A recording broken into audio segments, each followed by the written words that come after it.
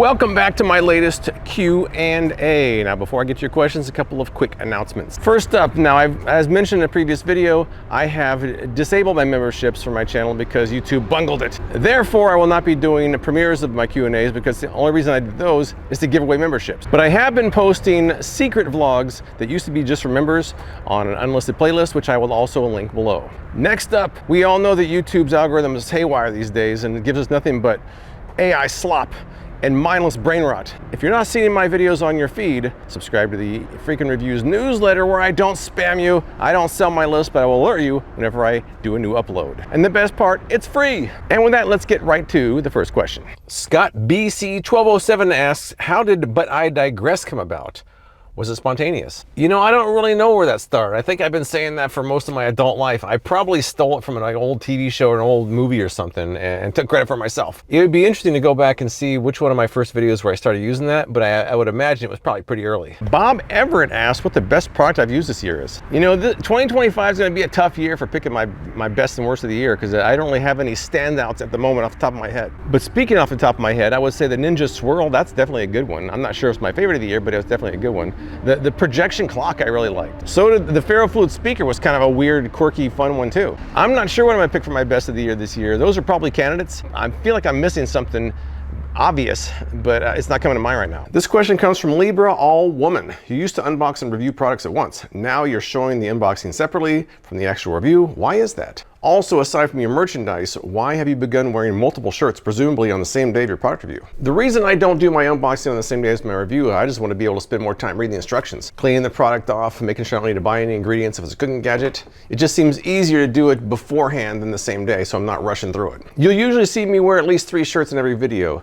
I'll do my unboxing completely separate. I'll do 2 days of tests, so there'll be 2 shirts for those. And whatever I'm wearing on my second day of test, I'm usually doing in my introduction and conclusion because I filmed that last. If you see me wearing a different shirt, it's either usually much later in the day or a completely different day. But to answer your question, it's just because I like to spread it out more to take my time with my reviews. This next question, the person wants to know if I use shaving cream on my head. The answer is yes, I do, although I didn't always. When I first started shaving my head, I was doing it over the sink. It was a big mess. Then I moved in the shower and I was thinking, I don't really need shaving cream. So for years, I didn't use any at all, just the rushing water in the shower. Now I use shaving cream in the shower, which is the ideal combination. I feel like shaving cream just leads to less irritation on my head, so that's the way I do it now. This person wants to know what my go-to Halloween movie is. Now, I really don't go for horror movies that much. I was never a big fan of the genre for the most part. Some exceptions. Movie-wise, I mean, I kind of like the campiness of killer clowns. But usually what I'll do is there's a certain episode of Martin from the 90s, their Halloween episode.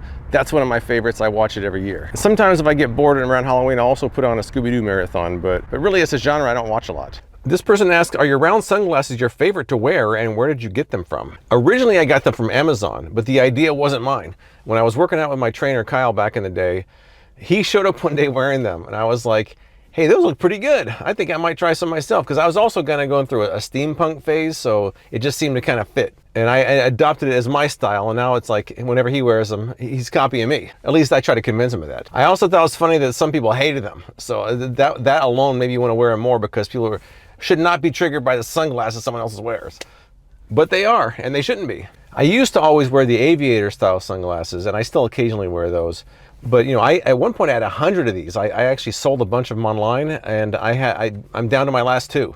So I'm not sure what happens when these last 2 run out, if I'm going to get more or just switch back to aviators. We'll see. Brad Mullins 27 wants to know if I've ever reviewed any As Seen on TV golf stuff. I don't know if I've done a proper As Seen on TV golf product. I can't even think of any. But I did review the golf ball finding glasses several years ago, and I thought they kind of worked. I think the last time I golfed was over 20 years ago. I would probably embarrass myself if I got out there again. I always liked golfing, but I didn't do it enough. Fridge Spaghetti says they're a food channel. They've been thinking about branching out and trying kitchen gadgets. What novel or weird kitchen gadgets have you been delighted with? I would say start with Dream Farm. They've got weird and delightful kitchen gadgets. I still use the Mini Flisk. I still use the O-Grate. Sometimes I use the Klongs. They've got weird products that are actually quite useful. Try those out. This next person wants to know if I have any advice as someone who is a divorced father of 2. My advice would be this. You'll never regret spending too much time with your kids, but you'll regret spending not enough time with them. So go to every school play, every basketball game, every choir concert, every open house. Do it all, and you will not regret it. But also don't forget you have your own social life as well. Don't throw yourself so into it that you forget about who you are. It's easy to get lost in your kids' lives. Don't do that. But they are absolutely your #1 priority. This person asked what my favorite song I played live on stage. I'm assuming we're talking about cover songs. The first thing that come to mind are a couple of Black Sabbath songs, War Pigs with one band and Mob Rules with another. Those are both fun to play on stage. Also, later songs, I did like playing Heroes by Shinedown and also Black by Sevendust. It's always fun to play a song on stage that you're really a big fan of. Gritty Shaker asked, how far are you from the city and how often do you go? I can get to the Strip in about 15-20 minutes. It's not that, I mean, pretty much anybody in town can get to the Strip in 15-20 minutes. I used to go all the time, but man, once they started charging for parking and the prices went up there, it's not fun anymore. You know, like I'll go on occasion, but I used to go a lot more than I do nowadays. If I'm gonna go to a casino, it's probably gonna be something off Strip like Green Valley Ranch, or if I wanna go somewhere near the Strip, I might go to Town Square, which I like quite a bit. But the Strip itself, I really don't go that often anymore. Brad S TV wants to know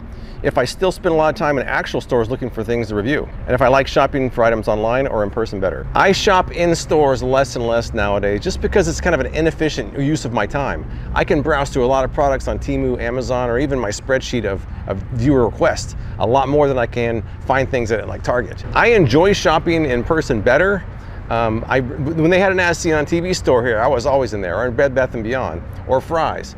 Those all had a big selection of kind of weird, quirky As Seen on TV products, but since they've all gone away, I haven't really found anything to replace it, so online it is for me.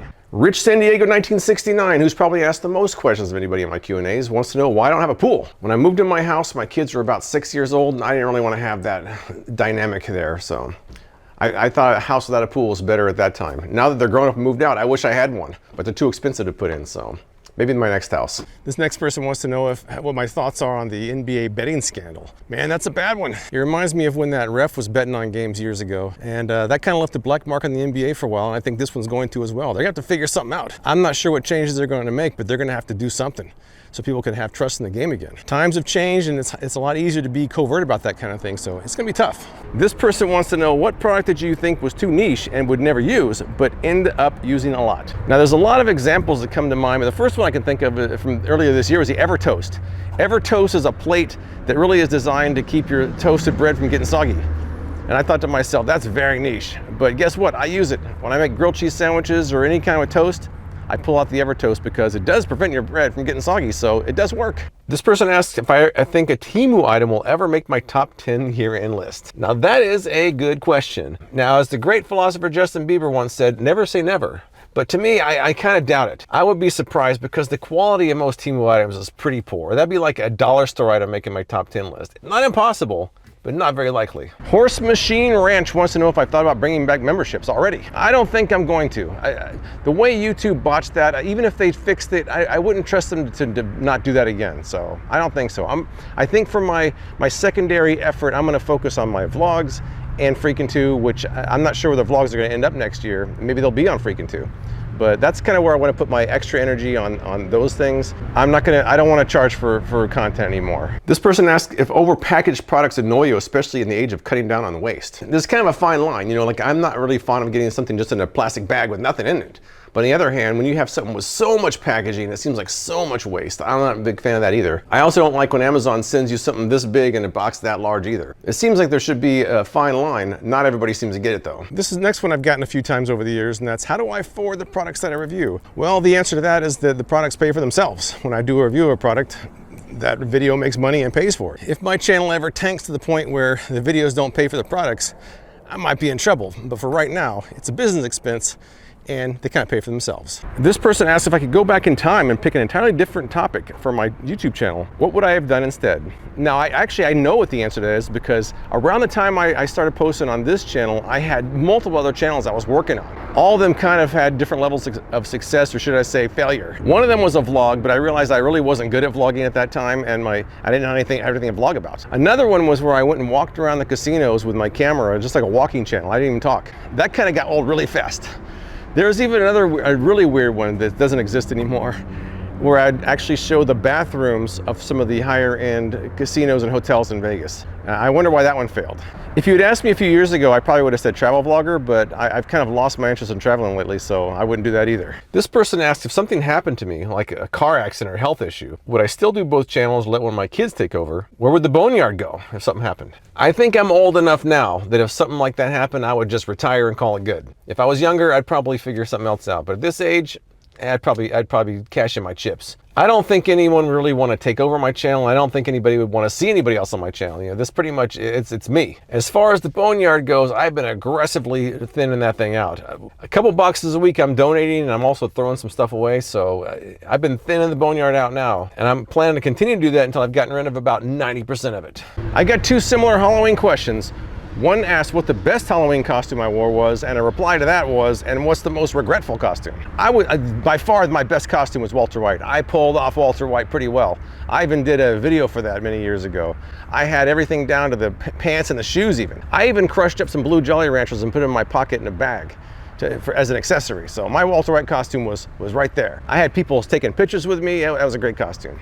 Now my worst costume, I can't even tell you what it was. It was so bad. I'd probably get canceled now if anybody found pictures of it. Luckily, none exist. Let's just say I try not to think about that costume because it was supposed to be offensive, and it was, and I wouldn't do it again. Betty Frame 8044 asked if I've been to the Sphere yet. If so, did you see a show? I know you don't do Vegas tour stuff, but it'd be a fun video to see. I have been to the Sphere, and I'm going back in a few months. I went and saw the show, I think it's called Postcards from Earth, and I really was impressed by it. I did do a members video for it, which maybe I'll post publicly if you want to see it. I do show the inside of the Sphere and talk about my reaction to it, so I mean, maybe I'll post it sometime. I think it's pretty impressive in there. The whole experience is really awesome, so I'm looking forward to going back again in a couple months. This question, someone asked what tool I think might be helpful to my channel. As far as I'm concerned, that would be the ability to toggle off AI. Nobody wants it, and YouTube's doubling down on it. And I've said this before, but if you open up your homepage of YouTube and there's 1 or 2 AI videos on there, that's 1 or 2 humans that got booted off. It's not creator friendly, and it shouldn't be around. Picard versus Kirk asked, any guilty pleasures when it comes to music? Now, I don't know if this is a guilty pleasure anymore, but back in the 80s, it was definitely a guilty pleasure where I'd pull out 70s disco. Now 70s disco in the 80s was not in style, man. People would laugh at it, and I would have to roll up my windows in my car or close my door when I was listening to it. I guess the other example would be yacht rock. I always go through a phase of that as well. I don't think either one of those are really that laughed at anymore, but back in the day, it was not the really kind of thing I bragged about. Well, that's it for this Q&A. I appreciate you guys watching. I'll be back at the end of November with my next Q&A. I appreciate you watching. I'll see you next time.